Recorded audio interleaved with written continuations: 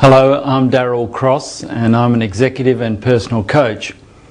And in much of the coaching that I do, people frequently want to know how they can find more hours in the day. How can they find more time? And my response to that is basically they won't be able to find any more time. They have the same amount of time as we all do. It's called 168 hours in the week. And I remind them they have the same amount of time as Mother Teresa had, as Einstein had, as Nelson Mandela has, and so on. And so it's more a question of not so much how I can find time as what can I do with the time I already have. So it's really a matter of priorities. And I really like the work by Stephen Covey. And Stephen Covey, in his book, The 7 Habits of Highly Effective People, and then in his subsequent text, First Things First, talked about a paradigm where he divided time into 2 sectors. He divided time into that which is urgent and not urgent, and he divided time into that which is important and not important. And when you do that, you can then work out a quadrant of how you can parcel time. So, for example, if I pursue that a bit further, what Covey says that if time is really urgent and important, then the sorts of things we have in this quadrant here are crises.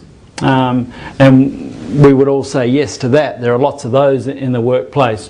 We would have deadlines, things that have to be done by a particular time.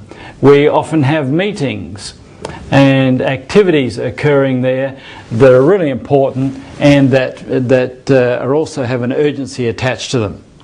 And most of our work life seems to be in that particular quadrant where things seem to be both urgent and important. But he also says there's a quadrant of what he called deception, and it's quadrant 3.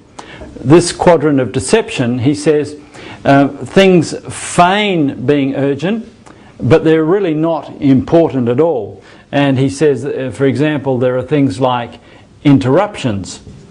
There are things like emails. There are things like some meetings and some projects.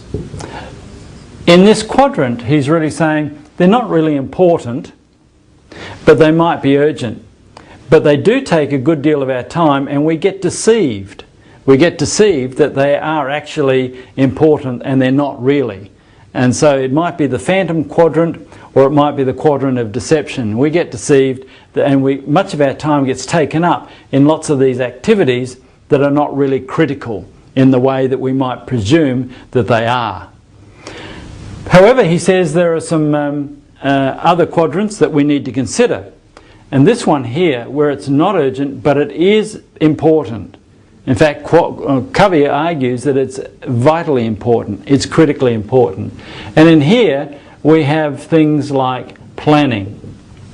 In here, we have where we undertake activities where we have empowerment. In here might be recreation. It's being creative. It might be in here forming strategy. But it means that this is absolutely critical, but it's not urgent. It's not urgent at all. The 4th quadrant down here is the quadrant he suggests is the escape quadrant. And there are things in here that are trivial matters. It might be surfing the net. It might be in here that we're actually wasting time and we're actually escaping various activities that we ought to be doing. We might be just handling spam emails or even pursuing them. We might be just gossiping over the water cooler or the photocopier. We might even just be going out and grabbing a cup of coffee and reading the paper, and in a sense wasting our time. And interestingly enough, he argues, and quite rightly so, that if we spend too much time in quadrant 1 with too many crises, we often escape over here to the trivia and in order to try to preserve our sanity.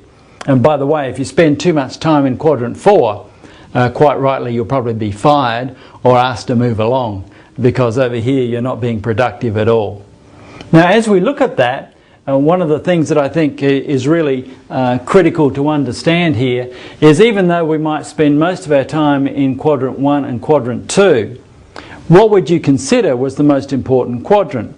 And most people say, oh, quadrant 1, because you've really got to deal with things. But as you look at this paradigm, the most important quadrant in terms of managing time is in fact this quadrant 2 in here. This is absolutely critical, because in here is our planning and our strategy time.